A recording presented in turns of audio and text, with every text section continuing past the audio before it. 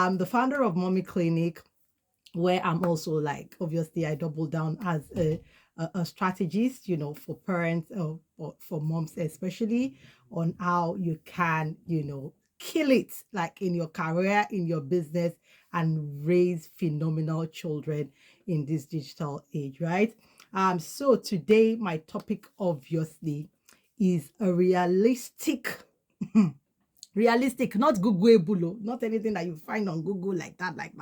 So a realistic and practical approach to keep your kids occupied without, like, obviously I'll put a full stop there, but without there's now like a comma, without babysitting them, with TV, because I know that is usually what we usually just, is our go-to place. I know we're busy moms, we have a lot to do, and usually we just say, you guys get on the TV and just leave me, nobody, don't come and disturb me, as I also take care of myself, right? Or having to do the other things that you would want to do. Some moms are also working. You do work obviously when your children and are on holidays. So how can you engage them productively that even by the time they go back to school, they are smarter? Not that they'll go back to school and the teachers are like, you children, what were you doing over the holidays? We know that obviously holidays are for rest, but you want to also like develop the other creative side of your children, which might not have been, the school might not have paid so much attention to that side of the children because they are focused on, the grades and all the subjects. But the holiday is usually a time that I usually use, encourage parents to know their children better, develop their talents, their, some skills. Some children are just naturals. Have you been able to identify that? And it's when they're doing all these fun, creative things that you're able to also identify some of those areas in your children. So let's get to it. Let's get to it. I'm sure you're thinking, tell me, give it to us, give it to us. So number one. Yes. But before I get to that number one, I'm going to give you like some sort of arc, right? You must have a schedule, right? There must be a routine, because with children, if you do not have routines, everybody's just doing whatever they want to do. I know that routines can be so hard to follow through, but trust me, it's something that has helped me in my like 15 years of over 15 years of being a parent. It's helped me. It's helped my children as they got older as well. It just made like life easier for everybody. And with routines, schedules, you do less of shouting, less of nagging, because everything is there. You are following it, and you too, you are not, forgetting anything, because all you need to do is go back to your schedule. Or for the older children, let's say your children are 4 plus, all you need to say is, what is next on your schedule, what is next, on your routine, what do you need to do? And usually over the holidays, I usually advise moms that please do have a schedule, especially like holiday for all the days, right? That, from morning till night, right? You schedule it. So let's say averagely when they wake up, let's say around 7 to like pretty like 7 to 7 or 7 to 8, because they should be in bed by 8 latest, right? They should be in bed, especially for children less than 10 years old. You want to ensure that they're in bed. If you want to push it latest by 8:30, right? If they're not in bed, you want to send me a message, because we have to do something right about that. So getting to it, please ensure that you have a routine, build it, right? So let me give you a practical example. I like to be as practical as possible. And so you want to do from 7 to, let's say, 7:30 or 8. Let's say brush teeth, have your bath, then you go to the next activity, take your breakfast. Next activity, then some of the activities that I would be, how to keep them, productively occupied in a fun way, right? Then you can now schedule those activities that I will be sharing with you today, right? Then you block them out maybe 1 hour, because their attention span is very low as well, and it's age appropriate as well. So you want to ensure that you are blocking that till like bedtime. By the time you put, you schedule like 4 or 3 of what I'm going to be teaching today, I will be sharing like maybe 9 to 10 activities, and I can still give like Jara here and there. So I will be doing that. But right, what you want to ensure is just block it age appropriate ways, which I would also give some insights to as we go. And by the way, I'm also a child psychologist and also a certified child, sleep consultant. So we're trying to be holistic with your children's health as well. So that's why I said they need to be, to go to bed on time. We're always tempted that when they're on holidays, they can sleep till late. And when they are now going back to school, it will now be problem. You now be seeking for help. So ensure that even if because of the holidays, you can give extra like 30 minutes, bedtime, right?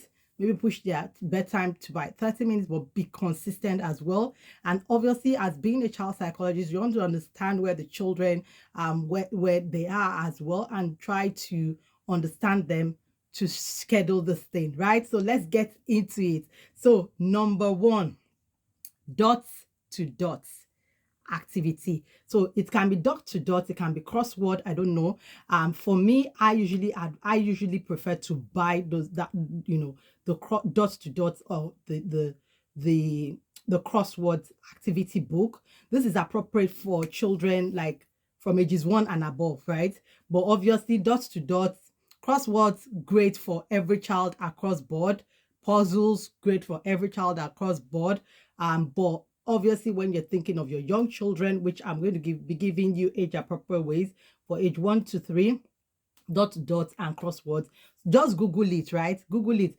If you don't want to spend money on books, on this activity book, I like to buy. I always tell parents that you have to invest in your children. You should see your children like you are investing in them, because it's what you put in you get out, right? So if you're always saying looking for cheap stuff or looking for free stuff are good, but at times if you need to pay for something, please invest in your children. I'm not afraid. I do not think twice when it comes to investing in my children, because I've seen it played out. It's something I've been doing since when they were babies and now they're teenagers. I can see the results in their lives, really. So when it comes to the dot to dot crossword, you can Google it. There are free resources out there on Google if you do not want to buy, but the age appropriate, activity, dot to dot and crossword. But you can Google, dot to dot for ages 1,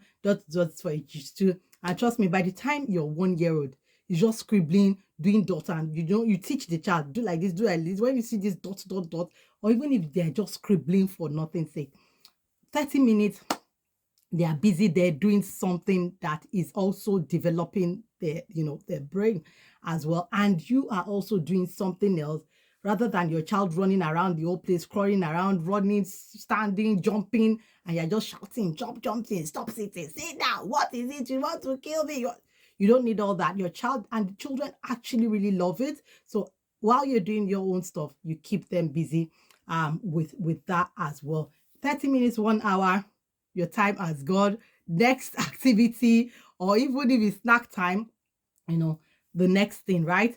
The number 2, right? Spelling bee. I love this one. Your children would not only have the fun doing this, they would also learn how to spell and make it age appropriate. So you want to say, okay, spelling, let's say usually maybe from like ages 2 plus up.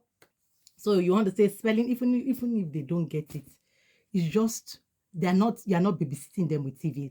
They are not practically on the TV. TV does not do so much good, right? It's not that TV is not good, right?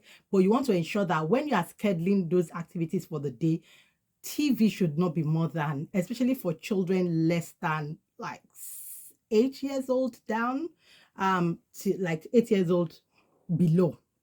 I want to ensure that the TV time is no more than 3 hours. So other things, just block it, and you would see your children grow intelligently and smartly within, a short period of time, especially when you're doing it consistently as well. So when it comes to the spelling bee, what you want to do, 2 ways. One, for the younger children, you can write it down and just say, study this, and this can be appropriate maybe for like ages 3 plus, and you just say, study, it can be A for apple, B for ball, G-O, go, C-O-M-E, come, those type of things. But your children's, age. So you want to make it age appropriate as possible. You can use what they've been taught in class to do that. And you want to say, oh, and if you have more children, you can make it a bit competitive and say, oh, whoever wins this game would have maybe a sweet or a biscuit or something interesting, your children, right? But when it comes to spelling bee, so first, right, you can write it down and just say, study it for the next 31 hour. Trust me, they will be there studying it. They are not disturbing you, no TV, nothing. So you just say 1 hour or 30 minutes. Then you now, after studying it 30 minutes, then you now go in and ask them questions.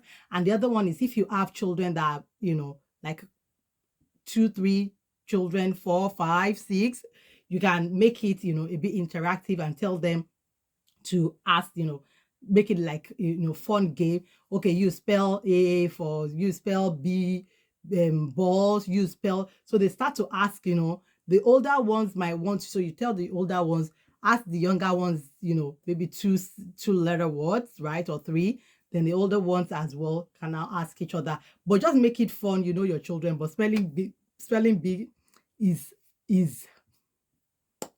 you come and you come and thank me later, because it also helps them in developing in their words,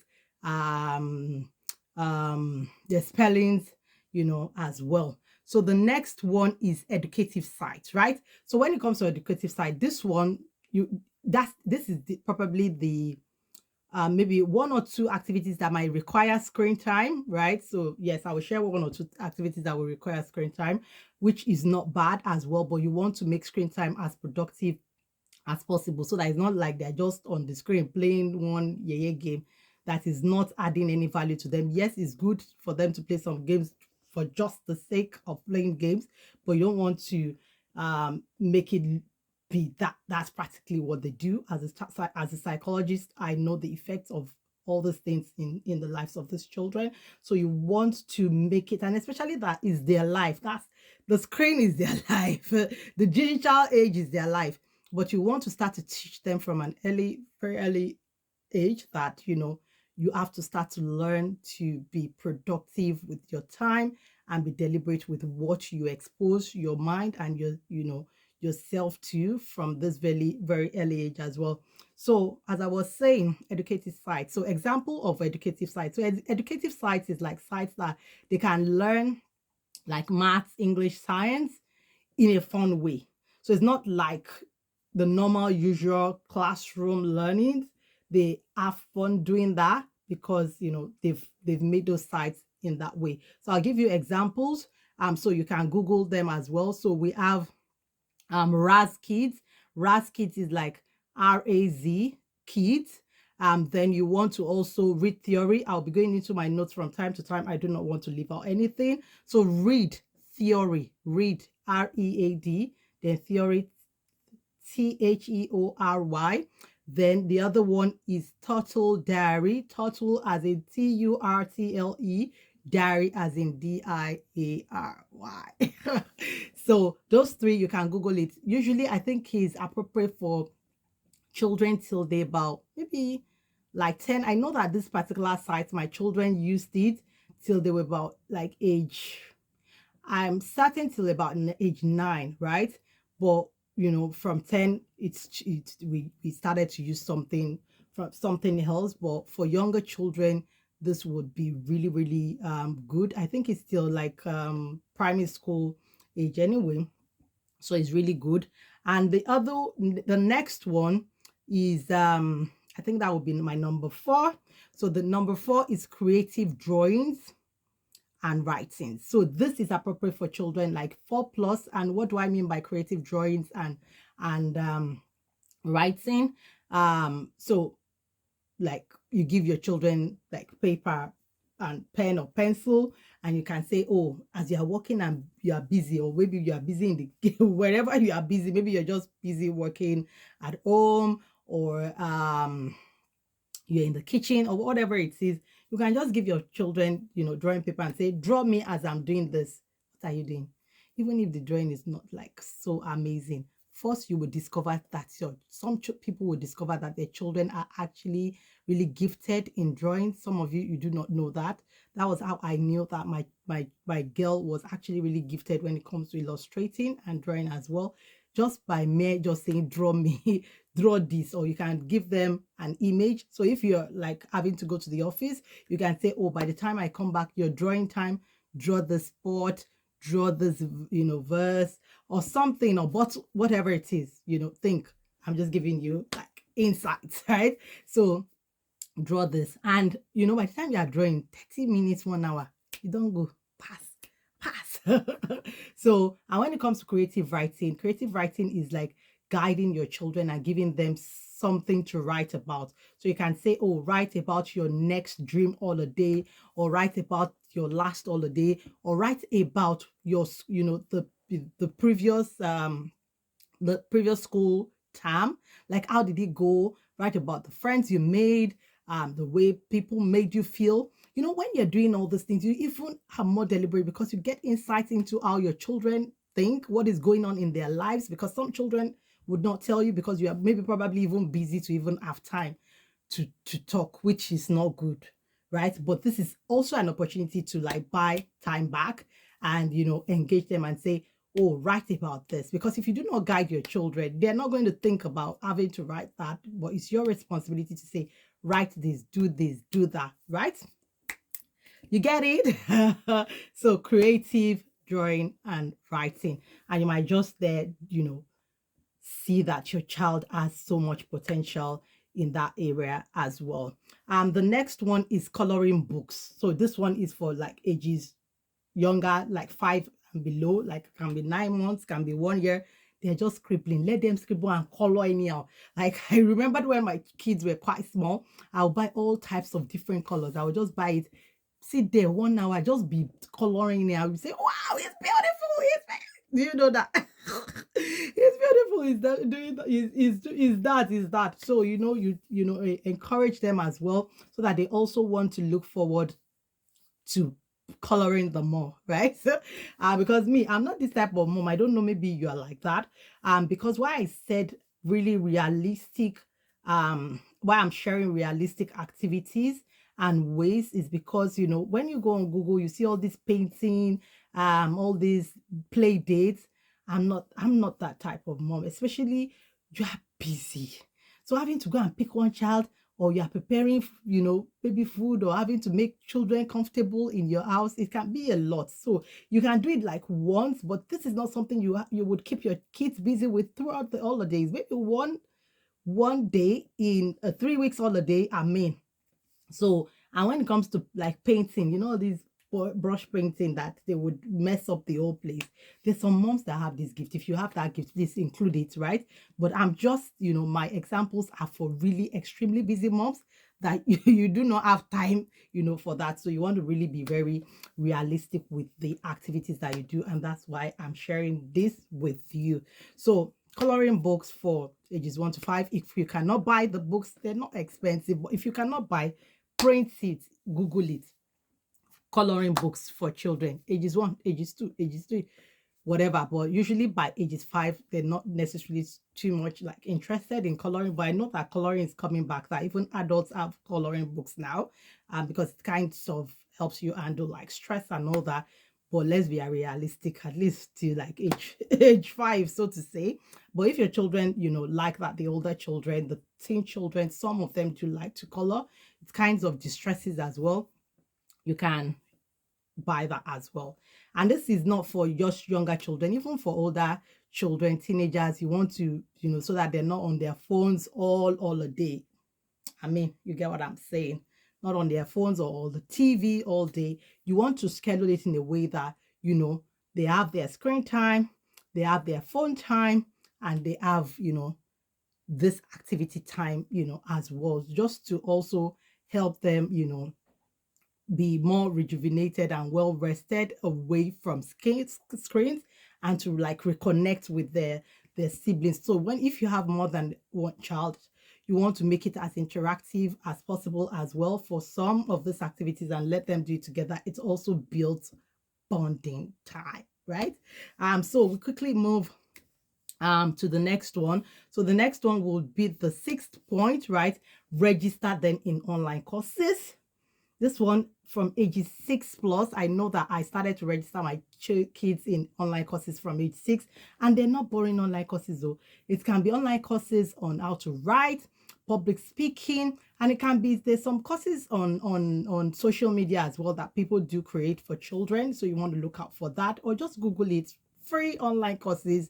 If you like free, I'm not that free person. I want something that would tell them what to do in the best way, right? But there's some free ones as well that are also good, so you want to do that, but look out for it on Google. So online courses are appropriate for children from like ages 6 plus. You would see different online courses for children. There's so many out there as well. You can see like design courses, like graphic design courses, illustration, animation courses.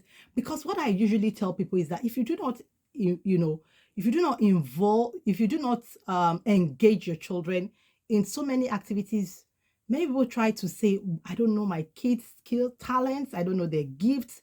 Unless you engage them in different types of activities, that's when you'll be able to see, oh, is my child enjoying this? Would my child want to do this? Because I see that play in my children. Because with my children, when they took some courses in coding, they didn't quite really enjoy it, so I didn't really push that again. So when it comes to like writing, public speaking, they loved it. So what I started to do was help them improve more on the ones that they do enjoy to do, maybe like drawing and all that. I started graphic designing, video editing. Like my videos, is my daughter that edits all our videos, and it did not start one day, right? It started since when she was like 7, that she was taking online courses in animations, videos, and we saw that, okay, she has so much interest in it, and we started to develop that, engage, enrolled her in more advanced courses to help her develop in that. But if you do not start somewhere,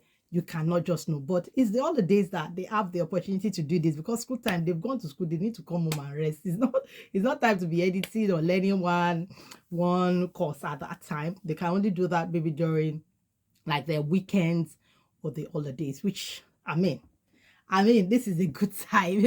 So we move next, quickly to the next one, which, I've said the online courses. Please Google it. I've given you so many examples. It can be public speaking, it can be writing, it can be cooking. Yes, I knew that, I did that. I registered them in a couple of cooking classes as well, baking classes, so they know how to cook. They're even cooking for me now. So mommies, if you want to enjoy yourself, be intentional and be strategic, right, in doing this. So I think I've given you a couple of it can be singing, it can be dancing courses. Just occupy them with sense, right? So not TV. Have you seen me said TV since? You see, I've given you a number of activities. Imagine scheduling and the activity time. Let's say your kids will be awake from like 7 to like 8. Sorry, excuse me. That's practically, is it not like 12, 13 hours? And obviously there will be TV time. They remove, take out TV time of like 3 hours. They have 10 hours, and they're going to eat. You're going to schedule food, meal time, snack time, everything. That's about like another 2 hours, 8 hours. When you schedule different activities, at times they will even get tired. They will go and play. They will, but you are getting them off. No, you are not babysitting them with TV practically. Anyway, so we move to the next one, which is, I think, the 7th one. So playing educative games. So what do I mean by that? Monopoly, Scrabble, Ludo. Which one is it again? Chess. Yes, chess is splendid, is brilliant, right? So those type of educative games it's also, improves bonding time with your children and with you if you have the time to join. But I hardly join. except weekends. That's when I do join them to play some of those games. But during the holidays when I'm busy working, they play it, between each other. So you want to put that into consideration as well. So, but if it's just one child, I mean, we are really realistic. It's not all these activities that will work for all your children. So pick the one that would work with your own reality. No pressure. We know with Mommy Clinic, we want mommies to enjoy their lives, and we want the children to enjoy their lives as well. Everybody enjoy your life. Daddy, enjoy your life. Everybody, family, enjoy your life. So Mommy Clinic is not about just focusing on your children or just focusing on you alone.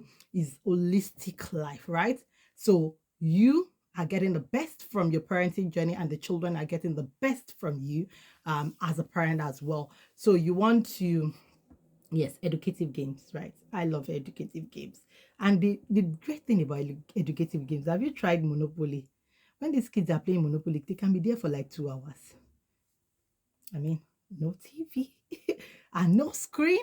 Like you see that I've just mentioned, like practically like two activities with screens. That is the online courses and which one is that one? The online courses and the educative sites. That's the only one. And with that one as well, you schedule it, ensure that you have a break in their screen time as well, so that they can get their eyes back also well, rested. You know that the sickness and the diseases of the next few years is not other is diseases that has to do with screen, our eyes, our back, our posture and everything. So you want to be deliberate with this with your children as well. And the next one is buying books. Oh my God, this is the best thing that can ever happen to your children. It helps them develop their vocabularies, their confidence in speaking, in thinking, in communicating, in, experiencing something beyond them. Books are powerful. And many of us, even as parents, we do not read books, right? How do you want to encourage your children to read books? But please buy books. So what you can do is for the older children, you can take them to the bookstore for them to pick what they want. And if you do not want to buy books, if you're still trying to look for affordable ways, you can Google. There's so many online books, free books on the internet as well. So you can just Google free online books, right? You'll find a number of books in age appropriate ways. And please be careful when you take them to the stores or maybe libraries to borrow books, right?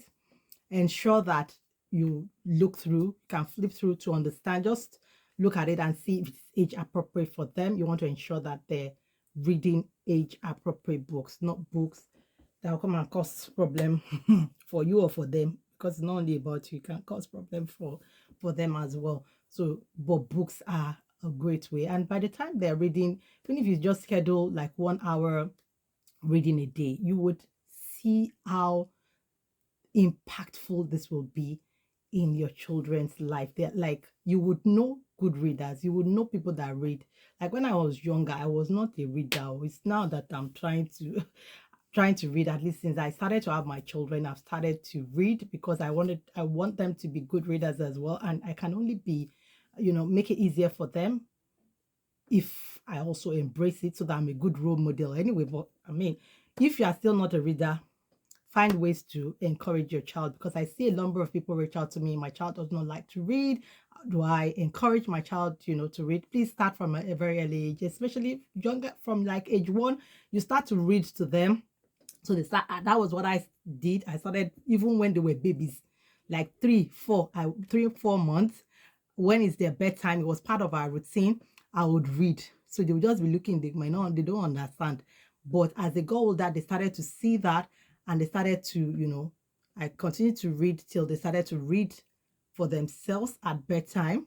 And now it's now beyond bedtime. It's now more holistic. They can read at any time. Like they can practically finish 1 or 2 books in a day. So, but I've seen the benefits in their lives compared to my own life. So I've seen it, and that's why I'm recommending it to you as well.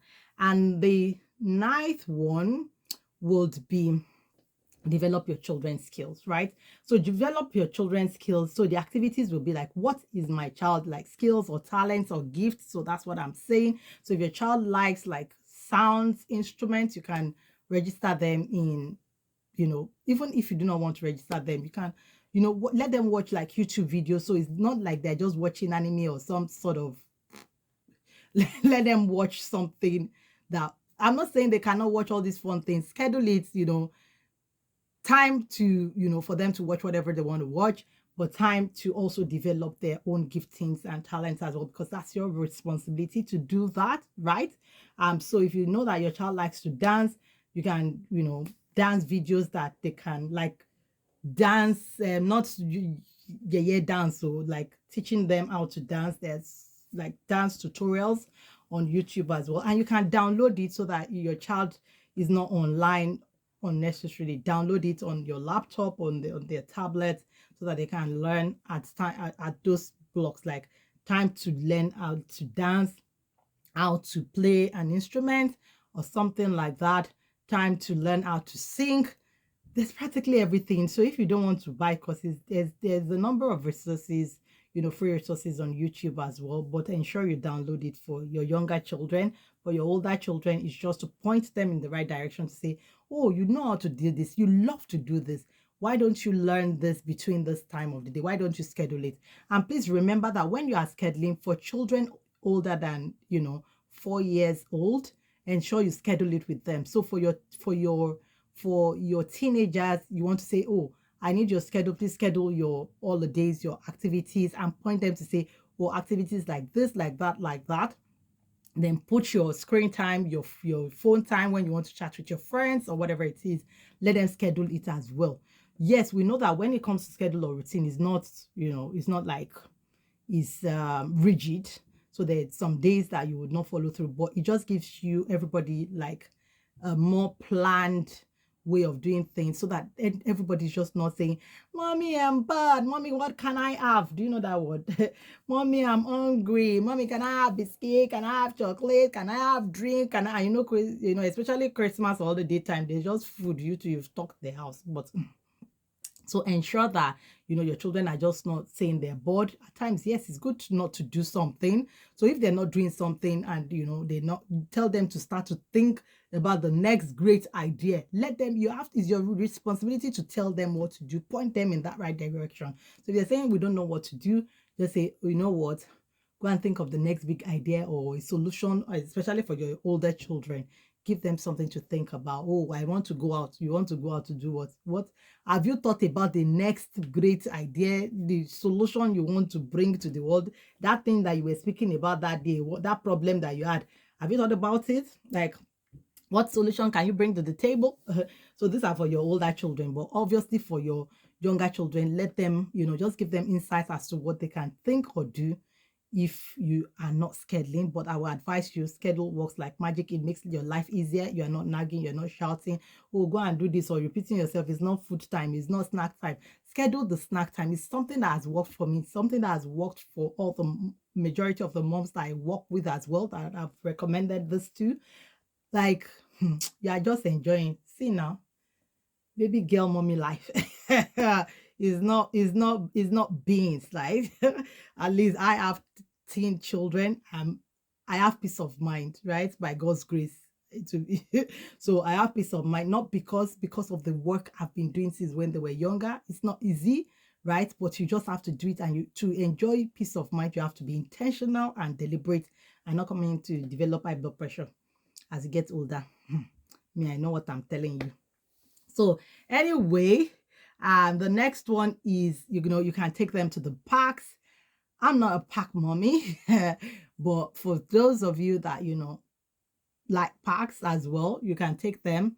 But if you're in the part of the world that is quite cold now, parks is not realistic, right?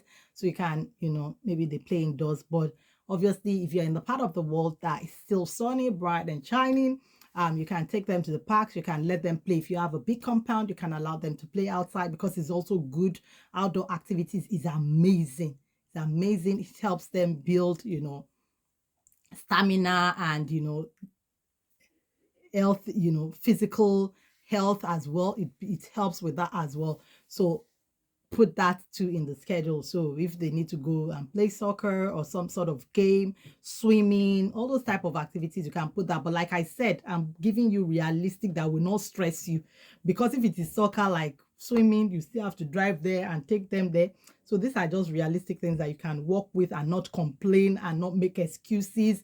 There's no excuse, no excuse at all. It's all in the confine within your walls that you can make all this happen. And finally, right, engage them with house chores. Yes, I know some of you have nannies, you have all these things, but house chores does a lot for children in the long run, right? So when the nannies are not there, which I'm sure during the holidays some nannies are not there, especially during Christmas holidays, many nannies do travel. So that's when you now get overwhelmed because your children cannot do anything. How would you have a 5-year-old, right, that cannot even tidy a common place? Even 4-year-old, like from 1 year, you should start to teach your children how to tidy up their toys after themselves, right? In a fun way. There are all fun ways to these things, right? So ensure, even if it's to lay their bed, to brush the floor, right?